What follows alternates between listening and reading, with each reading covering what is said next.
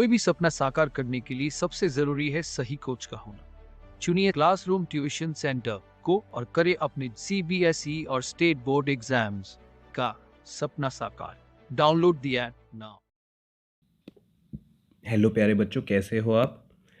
ये क्वेश्चन पूछा है मुझसे आयुष ने। तो देखो बेटा आयुष, इसको कैसे सॉल्व करना था। आपको क्वेश्चन में बहुत सारी डिटेल दी गई थी, उसको मैंने पूरा डायग्राम के फॉर्म में आपको दे दिया है। ठीक है, क्वेश्चन ये था आपका कि ए बी सी एक राइट एंगल ट्राइंगल है और उसमें एंगल ए जो है, एंगल ए हमारा बनेगा 63 डिग्री और एंगल बी हमारा बनेगा 27 डिग्री। तो सबसे पहले मैं उसी ट्राइंगल को आपके लिए इंडिकेट कर देता हूँ जो क्वेश्चन में गिवन था, that is A B C. ठीक है, ये वाला ट्राइंगल एबीसी आपको गिवन था क्वेश्चन में।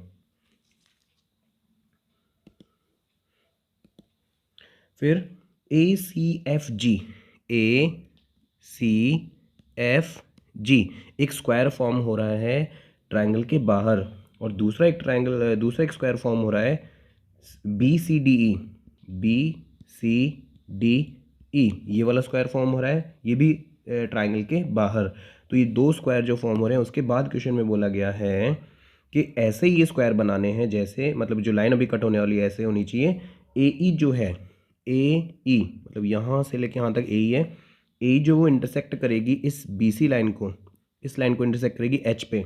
ठीक है, और जो बी जी लाइन है, बी जी का है देखो, बी और जी, ये वाली लाइन। ठीक है, बी जी, ये जो बी जी लाइन है ये इंटरसेक्ट करेगी ए सी को के पे। ठीक है, तो ये आपके क्वेश्चन में गिवन दी थी कंडीशन। अब आपको पूछा क्या है, आपको पूछा है एंगल डी के एच, डी के एच मतलब ये वाला एंगल पूछा आपको। ठीक है, इतनी चीज़ आपको क्वेश्चन में दी हुई थी।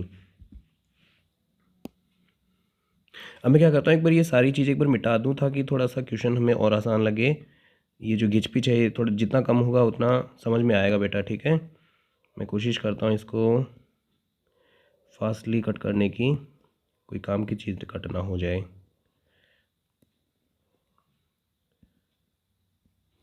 चलो ठीक है, इससे काम चल जाएगा। ओके, अब देखो आपको इस क्वेश्चन में ना बेटा प्रॉपर्टी लगानी है, बहुत सिंपल सी। पाइथागोरस थ्योरम जो बच्चा पढ़ चुका होता है तो 10th क्लास में उसको पढ़ना पड़ता है, ट्रिग्नोमेट्री। तो इसमें हम ट्रिग्नोमेट्री लगाते हैं। देखो कैसे हम क्या यूज़ करते हैं, सबसे पहले ए सी बी जो ट्राइंगल है, ए सी बी, क्योंकि क्वेश्चन में बोला गया था ये एक राइट एंगल ट्राइंगल है 90 डिग्री। ठीक है, तो ए सी जो है वो हमने लेट करके ए मान लिया, we are letting A C B A, and जो सी बी है, जो सी बी होगा हमारा, इसको हमने लेट करके मान लिया बी। इससे क्या होगा, हमें थोड़ा फ़ायदा होगा क्वेश्चन में। जब हम किसी चीज़ को लेट कर लेते हैं तो हमें पता है कि हमें आसानी से वो क्वेश्चन थोड़ा क्लियर होता है, समझ में आता है। तो अब हम क्या करते हैं, देखो triangle A C B triangle जो हमने लिया है, इसमें मैं यूज़ करता हूँ एक 10 वाली प्रॉपर्टी। ठीक है, 10 27 डिग्री, यानी इस वाले एंगल के लिए मैं 10 थीटा निकालना चाहता हूँ, यानी कि हमारा 10 27 हो जाएगा। तो 10 जो होता है वो परपेंडिकुलर अपॉन बेस होता है। तो परपेंडिकुलर क्या है क्वेश्चन का, इस ट्राइंगल का परपेंडिकुलर है ए और अपॉन में इसके बेस है बी, तो ए अपॉन बी आ गया। ये जो 10 27 जो हमने लिया है ये सिर्फ समझने के लिए लिया है। ठीक है, इक्वेशन 1 सिर्फ मैंने आपको समझाने के लिए बनाई है। सेकंड देखो, उसके बाद देखो now in triangle G F B, एक बड़ा ट्राइंगल देखो G F B, G F और बी। इस जी एफ बी ट्राइंगल में आपको फिर से एक एंगल देखना है। इस बार हम एंगल देखेंगे ये वाला, देखो सिर्फ ये वाला एंगल देखेंगे जो कि 27 से भी छोटा है। ठीक है, 27 से भी छोटा एंगल पड़ रहा है ये, लेकिन इसको हम यूज़ क्यों कर रहे हैं, देखो ताकि मुझे 10 का कोई एंगल मिले। जो एंगल मुझे नहीं पता है मैं थीटा ले लेता हूँ, लेकिन थीटा लेने से मुझे थोड़ा सा क्या एक्सप्लेन करने में प्रॉब्लम आएगी। तो मैंने इसका नाम ले दिया एंगल का F B G. It means F यहाँ से आए बी, बी से गए जी, इट मीन्स ये वाले एंगल की बात कर रहे हैं। ठीक है, एफ बी जी हमने एंगल ले लिया। ये कैसे बनेगा, इसमें भी सेम वही perpendicular upon base. It means का परपेंडिकुलर होगा ए, देखो ये रहा ए, और बेस होगा यहाँ से लेके यहाँ तक ए और यहाँ से लेके यहाँ तक बी, यानी ए प्लस बी। ठीक है, ओके। फिर बस इसका लास्ट पॉइंट आइए, इसको इक्वेशन नंबर 2 बना दिया हमें, ये थोड़ा सा समझ में आने के लिए फिर से इक्वेशन 2 बनाया। इक्वेशन 3 देखो और छोटा ट्राइंगल लेते हैं हम, इस बार लेते हैं जो क्वेश्चन में हमें चाहिए था, के सी एफ। के का है हमारा पॉइंट, ये पॉइंट के था, मिट गया। के सी और एफ, सॉरी के सी बी ट्राइंगल में देखेंगे। ठीक है, के सी बी ट्राइंगल, के सी और बी, के सी बी ट्राइंगल में देखो फिर से हमें वही 10 वाली प्रॉपर्टी लगानी है, और ये वही एंगल सेम हमारा रहेगा 27 डिग्री से जो छोटे वाला था। तो यहाँ हम क्या करने वाले बेटा, 10 परपेंडिकुलर अपॉन बेस लेंगे। इस बार हमारा परपेंडिकुलर हमें नहीं पता, इसका मतलब मुझे यहाँ से लेके यहाँ तक लेंथ क्या है नहीं पता है। एक्चुअल में जो ए है जो ये लिखा हुआ है ये पूरा ए से लेके सी तक के लिए ए था, तो एक्चुअली मुझे इसकी वैल्यू नहीं पता। ये ए जो है ये हमारा पूरा था, इस के सी की वैल्यू नहीं पता, तो के सी को के सी लिख देते हैं। के सी अपॉन बेस तो पता है, बेस यहाँ से लेके यहाँ तक कितना है, बी है, ठीक है, तो इसको लिख देते हैं बी। तो K C upon B is equal to 10 और एफ बी जी बन जाएगा, फिर से वही एफ बी जी जो हमने यहाँ बनाया था, ठीक है, एफ बी जी ले लिया हमने एंगल। तो ये किसके इक्वल है एफ बी जी, देखो अभी अभी हमने देखा था ऊपर एफ बी जी किसके इक्वल है, ये है ए अपॉन ए बी के, तो इसको कह सकते हैं फ्रॉम इक्वेशन 2, फ्रॉम इक्वेशन 2। यानी कि हमें यहाँ से क्या पता चला कि के सी अपॉन बी की value A upon A plus B है, तो यहाँ से हम के सी निकालेंगे तो बी उधर चला जाएगा मल्टीप्लाई में, तो के सी की वैल्यू क्या आ जाएगी, A B upon A plus B. This is our equation number 3। तो ये जो इक्वेशन 3 है इसको तो याद रखना है, ठीक है। अब हम सिमिलरली हम क्या करेंगे, उसी ट्रायंगल पे दोबारा आते हैं, बी सी ए जो हमारा पहले ट्रायंगल था उसी पे दोबारा आते हैं, और इस बार हम लेते हैं 1063 डिग्री, ठीक है, 1063 डिग्री लेते हैं।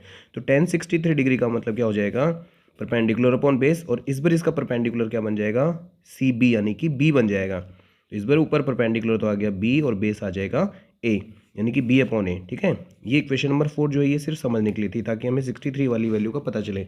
ऐसे ही हम आगे चलते हैं, एक ट्रायंगल देखो इधर भी फॉर्म हो रहा है, थोड़ा सा तरीका बदलते हैं।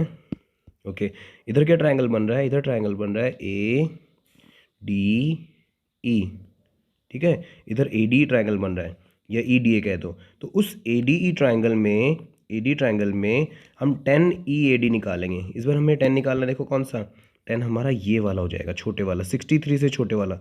जैसे यहाँ हमारा 23 से छोटे वाला था, तो यहाँ 63 से छोटे वाला ये वाला बन जाएगा, ठीक है। अब इस वाले एंगल के लिए 10 यूज़ करेंगे अगर हम, तो हमारा बनेगा परपेंडिकुलर अपॉन बेस।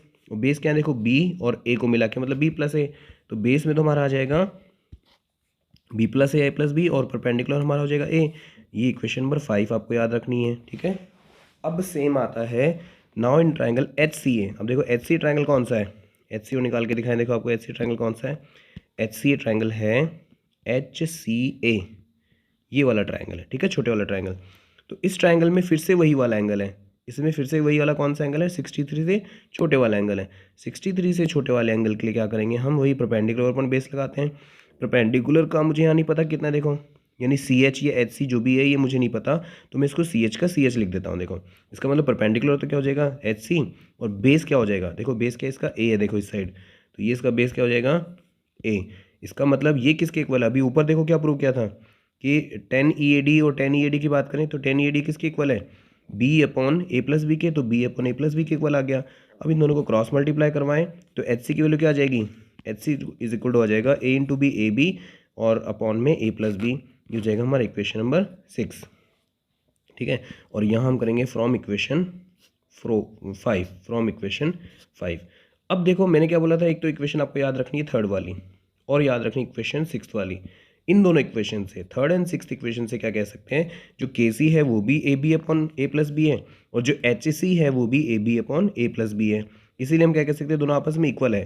तो सारी चीज़ें एक बार मैं अगर गायब कर दूँ, देखो जो हमने बाद में बनाई हैं सारी चीज़ें हटाने के बाद आप क्या कह सकते हो कि इस ट्राइंगल में ये वाली जो साइड है के सी और एच सी दोनों अगर आपस में इक्वल हैं तो ये कौन सा ट्राइंगल होता है, आइसोसेलेस ट्राइंगल होता है।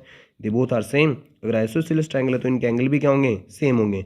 तो इनके एंगल को हम मान लेते हैं चलो के और इस एंगल को मान लेते हैं के, तो ये दोनों एंगल सेम होंगे, ठीक है। आइसोसेलेस ट्राइंगल की प्रॉपर्टी क्या होती है, दोनों अगर साइड सेम है हमारी तो दोनों एंगल भी सेम होंगे। So it is a isosceles triangle जो कि फॉर्म हो रहा है के सी एच, और इसमें एंगल के और एंगल एच इक्वल होंगे। लेट एंगल के बी एक्स, तो जो एंगल के यहाँ है, देखो एंगल के को मैंने क्या लिखा है, एंगल के और एंगल एच, ये एंगल एच और एंगल के की बात कर रहा है।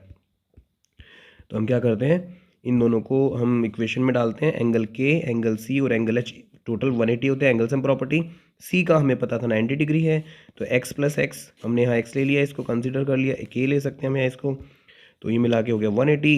2k की वैल्यू आ गई 90 और k की वैल्यू फाइनली क्या आ गई हमारी 45। तो इसका आंसर आएगा बेटा 45 डिग्री।